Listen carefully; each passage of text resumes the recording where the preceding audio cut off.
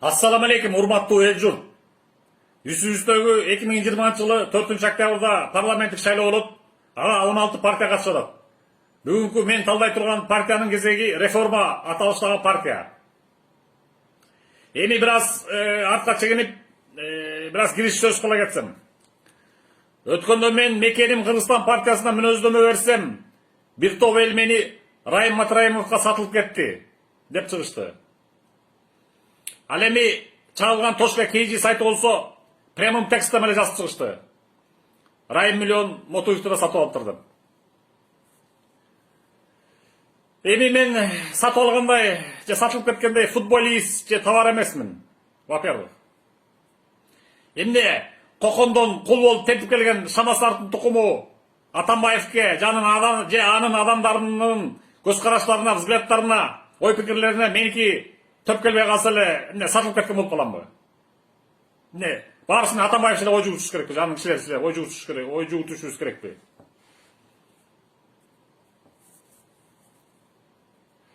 Ал эми мен болсо Райым Матраимовго сатылмак тургай ал киши менен бетме бет отуруп сүйлөшүп көрө элекмин. Даже колашып көрө элекмин. Ким экенин тааныбайм дагы. Просто былтыр ушу как раз тиешелүү реформа партиясына. Реформа партиясы жана батышчыл голубой гомосексуалисттер, Азаттык жана Клоп деген сымбийлер митинг өткөзүп Райымга каршы площадьта бир эмес 2 митинг өткөзүштү. Анын баарыңар көрдүңөр. Голубойлор жүргөндө көрдүңөр. Эртең күнү чыкпагыла голубой дедиңер деп. Көбүшүп ошол жерде турдуңар сүрөттөрүңөр голубойлор. Ачык эле голубойлор. Райым миллионго каршы ошо голубойлор анан батышчылдар митинг өткөзүп атканда мен таң калып калдым.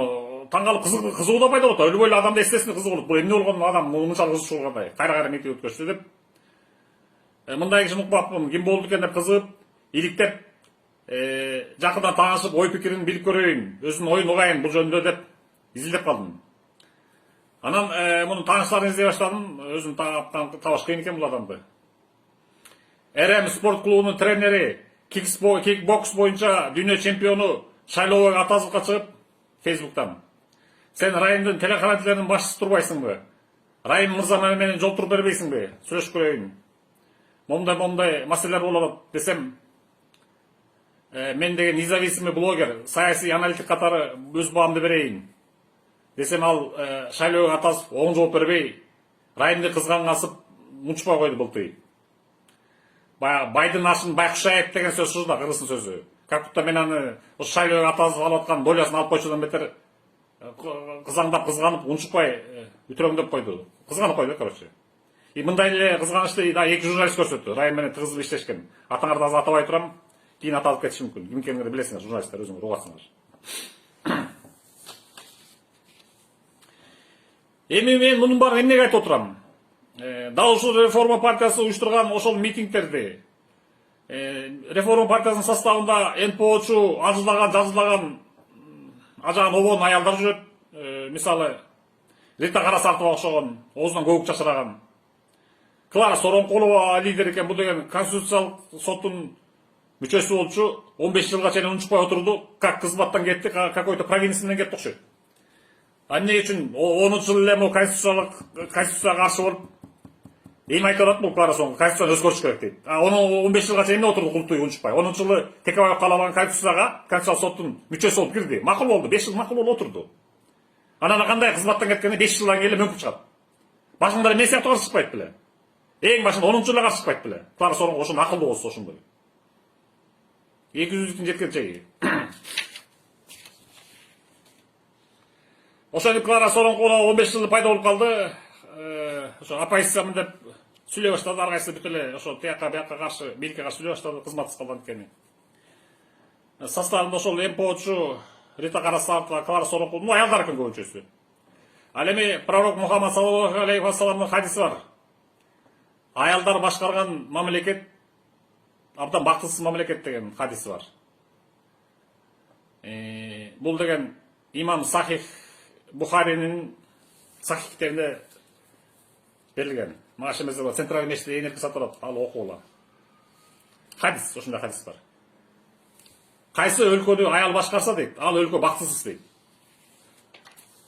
Бирдемеси өткөндө ушул хадисти айтсам да айтыштыңар. Эмнеге тиги Британия королевасы башкарган же Ангела Меркель башкарган өлкө бактылуу жашап атат. Пайгамбар айткан, бул дүйнө мусулман эместердин бейиши деген. Карасаңыз алар бейиште жашаган дешет. Алар мусулман эмес. Аларга тиешеси жок хадистер. Бул ошо именно мусулман өлкөлөрүнө тиешелүү кылып айтып атат. Кайсы мусулман өлкөсүн дейт? Аял башкасы ал бактысыз өлкө дейт. Тиги дүйнө болсо наоборот болот. Мусулман эместер тозокко түшөт, мусулмандар бейиш керек деген хадистер бар. Алар, конечно, Англия королевасы, Англия, Германия тиги аялдар башкарган. Ошо хадиске тиешелүү өзүнүн бешинде жашап атышат. Тиги дүйнөдө кандай болорун ошо хадис айтканда болот да.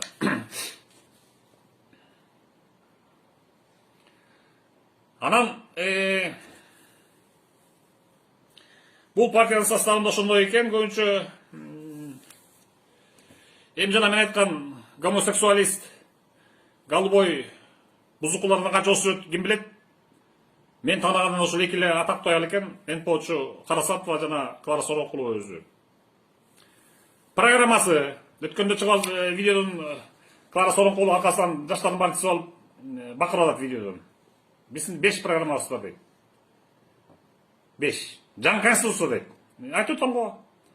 Эмне эле кандай Клара Сорокулова жакпагаса эле жаңы конституцияга кетип калыш керек. Эмнеге конституциялык соттун мүчөсү болуп отурду 5 жыл, унчукпай. Кызматсыз калгандан кийин жаңы конституцияда бакырып атат. Экинчиси бийликти тазалоо дейт. Бийликти тазалоо дейт. Жеш кишилерден дейт. Эмне 5 жыл унчукпай отурдуң кызматтан кеткенче? Үчүнчүсү сотторго көз карандысыздык, независимость берүү дейт. Конституциялык соттун мүчөсү болуп турганда эмне ал жөнүндө ошондо фикир бакырып чыккан жоксуң? Төртүнчүсү ГКМБны өзгөртүү дейт. Бешинчиси жер жерлерде эл бийлигин берүү дейт. Эл өз шайласын дейт. Эми эл журт нерселерге айтар буларга ишенбегиле.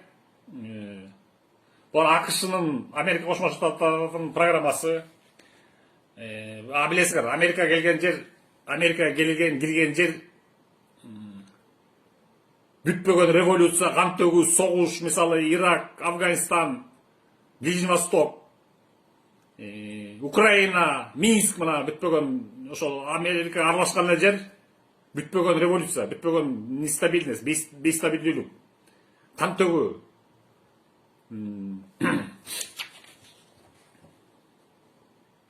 Анан да Америка өз балыктарын киргизет.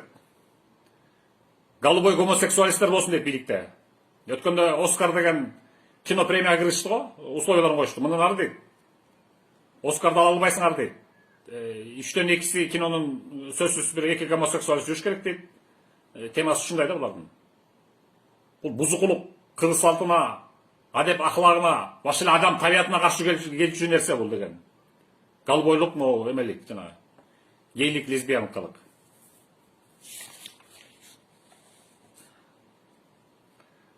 Эркек үйлөнөт, аял аялга нике кыйдырат. Дана бачабастык, дана бузукулукту алып келчүлөр ушулар. Бул мүмкүн Клара Сорокулова түпсүз киргизбестир. Вдруг бийликке келип калса, Американын кысымы менен киргизет, акыры жүргүзөт. Жылма айлантып келип киргизет. Американын авиабазасын эптеп кууп чыкканда кереги жок мындай Американын кайтып келишин. Лучше түшүнүктүү эле менталитет, СНГовский менталитет жашап турганыбыз жакшы. Мусулман, орус, христиандар болуп эле, ынтымактуу эле жашап турганыбыз жакшы. Эмне кереги бар бизге тиги? СНГда бывший советский элдер менен ынтымактуу жашап эле, түрк дүйнөсү болуп эле өзүнчө жакшы жашаганыбыз жакшы. Американын кереги жок башы бизге. Бул жеке менин оюм эми. Ал өзүңөр чечесиңер дечи.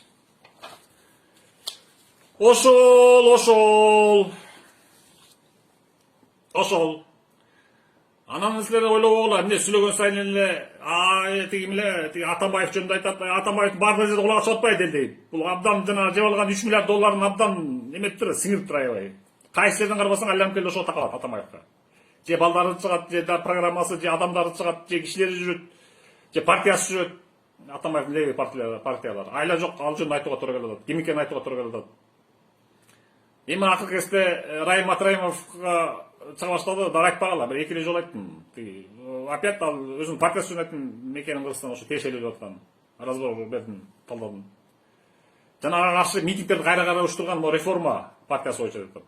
Реформанын деле колдоочулар жок экен. Мына кече тиги Чоң Казаттын аркасына жармашып, Чоң Казат барган лидерлер сүйлөгөн жерде ошол Клара Соронко тырмышып, томолонуп эмеге чыгып, машинанын үстүнө чыгып сүйлөп атат.